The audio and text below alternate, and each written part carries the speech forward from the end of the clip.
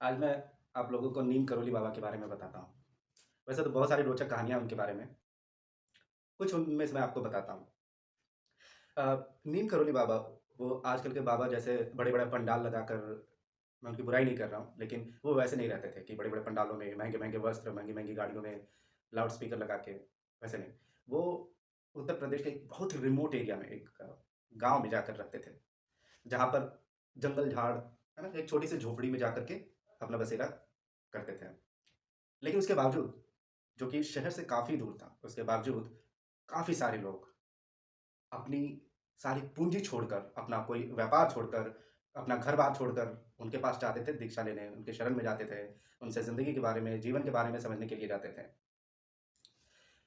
उनका जब जन्म हुआ, कोई फ़िक्स तिथि नहीं मिली, लेकिन 1900 के आस-पास उनका जन्म हुआ था। नीम करोली बाबा के नाम से वो फ़ेमस तो हैं, लेकिन उनका नाम नीम करोली बाबा नहीं था, उनका नाम था लक्ष्मण दास। लक्ष्मण दास के नाम से अ, वो जब जन्म हुए तो उनके माता-पिता ने उनका नाम लक्ष्मण दास रखा। वे एक बार क्या हुआ, बहुत उसके जीवन की सबसे बड़ी रोचक घटना मैं आपके साथ शेयर करता हूँ। हुआ यूँ कि एक बार वे ट्रेन से जा रहे थे, फ़ारुखाबाद ज़िले में एक नीम करोली गाँव करके एरिया पड़ता है।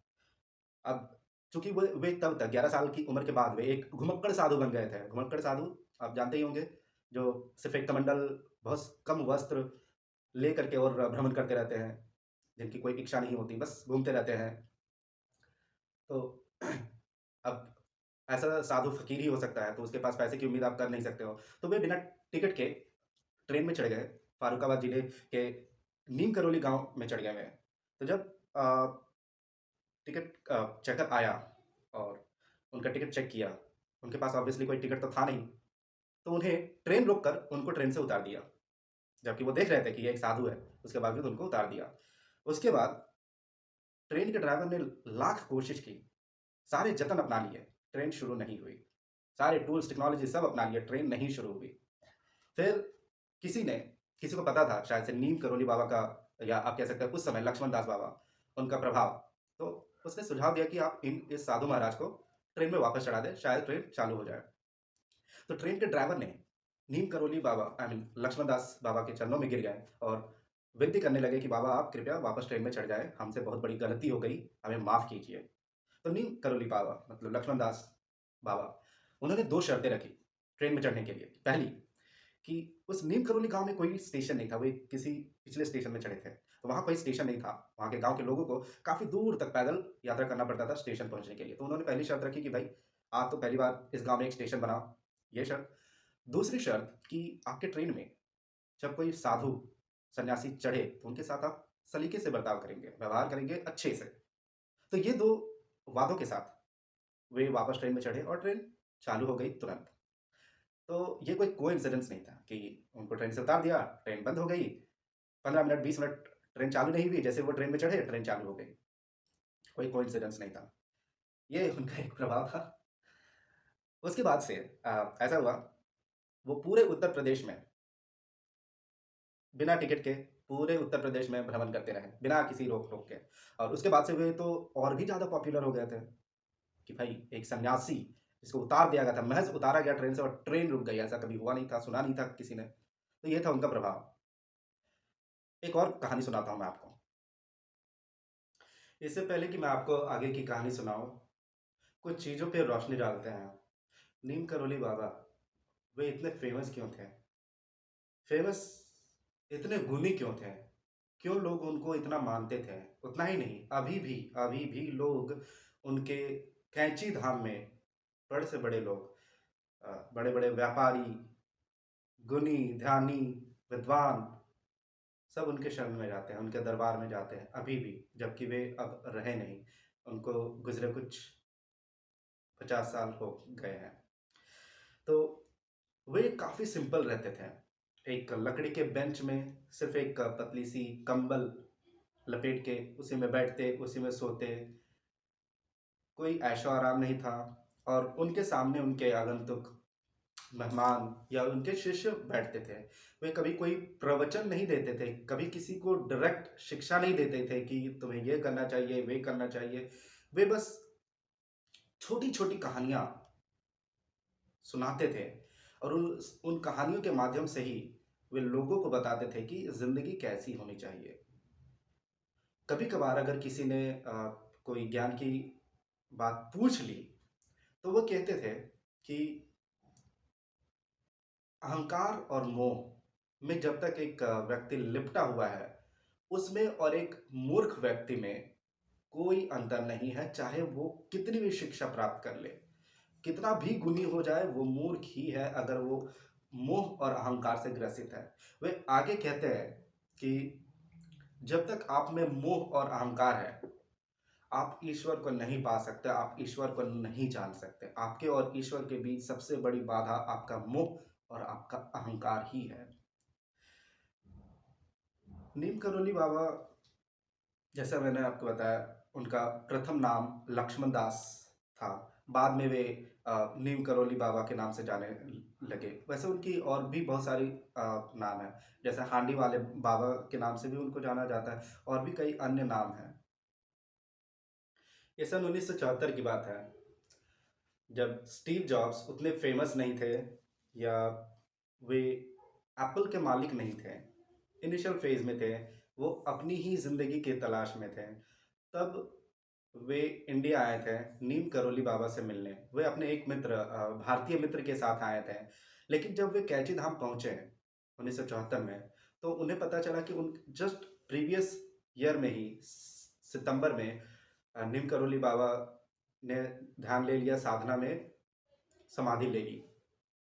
वे लौट आए, लेकिन बाद में जब वे सक्सेसफुल हो गए, तो उन्होंने मार्क जकरबर्ग को भी सलाह दी कि वे जा कर के नीम करोली बाबा के धाम की यात्रा करें, जबकि नीम करोली बाबा थे नहीं। और मार्क जकरबर्ग तो गए ही गए। गूगल के जो फाउंडर लैरी पेज, ईबे के संस्थापक, और कई सारे नामी गिरामी आईटी के फाउंडर्स, वे सारे वहां पर गए और उन्होंने महज यात्रा की। उस तीर्थ, एक तरह से आप कह सकते हैं उसे तीर्थ स्थल माना गया। जूलिया रॉबर्ट्स, जो कि हॉलीवुड की एक नामी गिरामी एक्ट्रेस, बहुत ही फेमस एक्ट्रेस, उन्होंने सिर्फ नीम करोली बाबा का फोटो मात्र देखते ही वे इतनी आकर्षित हो गई कि उन्होंने हिंदुइज्म एक्सेप्ट करने की घोषणा कर दी। खैर, वो कन्वर्ट हो ना हो, लेकिन वे नीम करोली बाबा से बहुत ही प्रभावित हुए।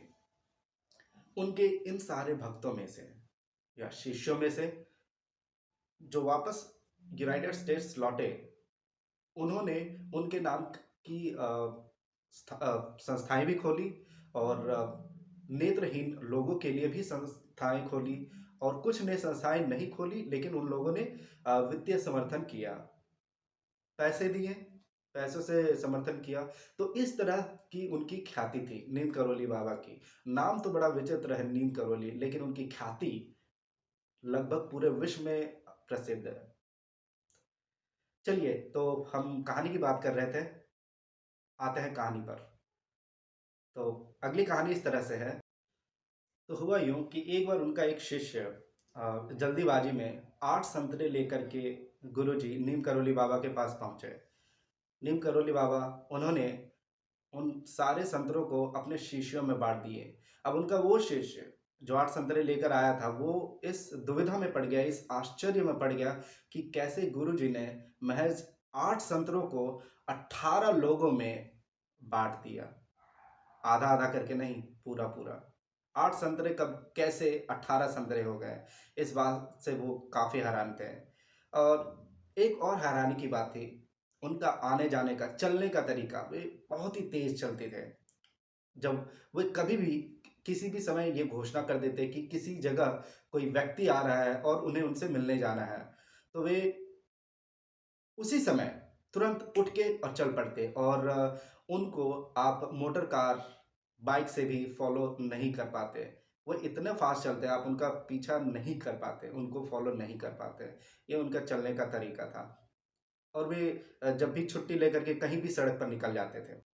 उनकी एक घटना ऐसी है, एक बार यूँ हुआ कि एक अमेरिकन शिष्य उनके पास आए और 300 टैबलेट्स लेके आए हैं, और उन्होंने बोला कि गुरुजी, ये 300 टैबलेट्स जो हैं, इसे खाने के बाद आपको स्वर्ग की प्राप्ति होगी, स्वर्ग का सुख मिलेगा आपको, आपके सारे ज्ञान चक्षु खुल जाएँगे, आपकी आँखें खुल जाएँगी, दुनिया को देखने का नज़रिया बदल जाएगा।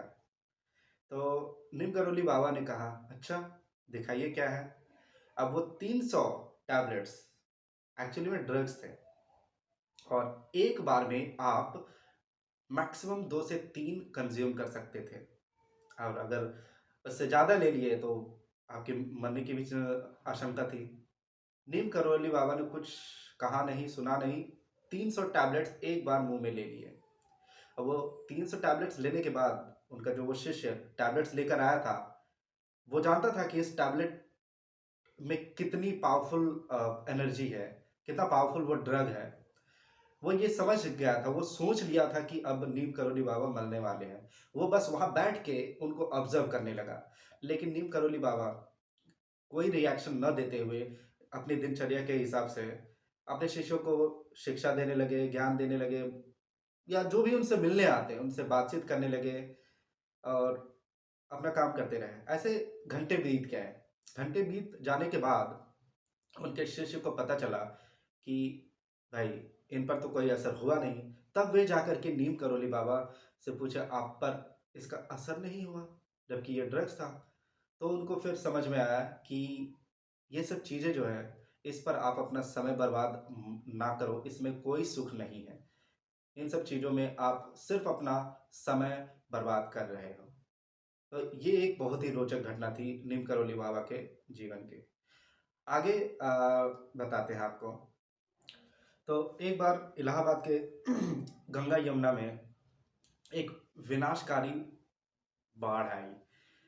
वो बाढ़ इतनी विनाशकारी थी कि वहाँ का एक किला भी क्षतिग्रस्त हो गया, डैमेज हो चुका था।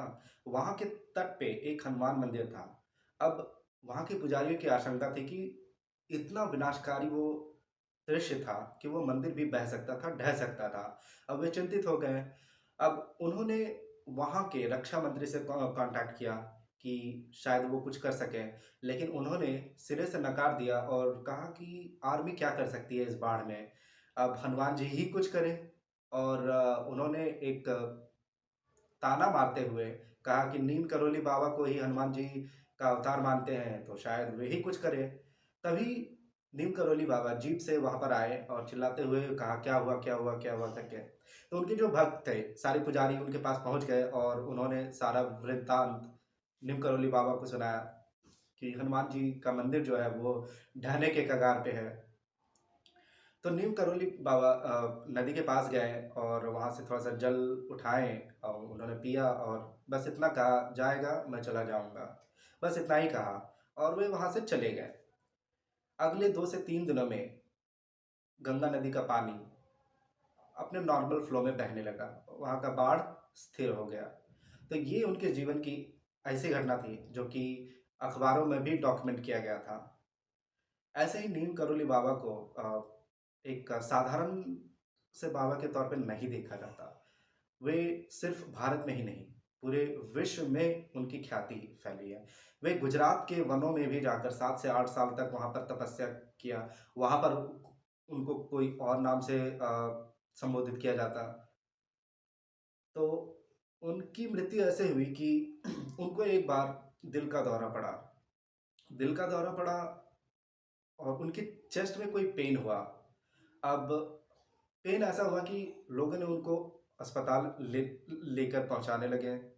अब जब अस्पताल के अंदर घुस गए और उनका इलाज होने वाला था, तब उन्होंने कहा कि आप मुझे कुछ समय का मोहलत दीजिए और उन्होंने थोड़ा-सा पानी अपने हाथ में लिया और कुछ मंत्र पढ़े और उन्होंने उसी वक़्त इमीडिएटली समाधि में लीन हो गए और उनकी मृत्यु हो गई। तो एक तरह से देखा जाए तो वो उनकी मृत्यु बीमारी से नहीं, समाधि में लीन होने से हुई।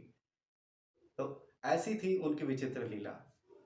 उनके बारे में तो ये भी माना जाता है कि जो वे हनुमान जी की उपासना करते थे और उनकी उपासना की वजह से उनको सिद्धि भी प्राप्त हो चुकी थी और 17 साल की उम्र तक वे सब कुछ समझ गए थे, सब कुछ जान गए थे। अ, वे बहुत ही दयालु भी थे। उनके भक्तों के अनुसार वे पूरी तरह से मोह माया के बंधन से डिटैच हो चुके थे, अनासक्त हो गए थे। वो इतने दयालु थे, उनके पास कोई भी अपने रोग, अपनी समस्याएँ लेकर आता, वे उनका निवारण ज़रूर करते थे। एक बार उनके एक भक्त, बहुत ही गरीब भक्त उनके पास आए पेट दर्द की समस्या लेकर। उन्हें कुछ खाने के लिए दिया गया और उनका पेट दर्द तुरंत में छूमंतर हो गया। तो ऐसी उनकी लीला थी, ऐसे उनका सहायता करने का तरीका था।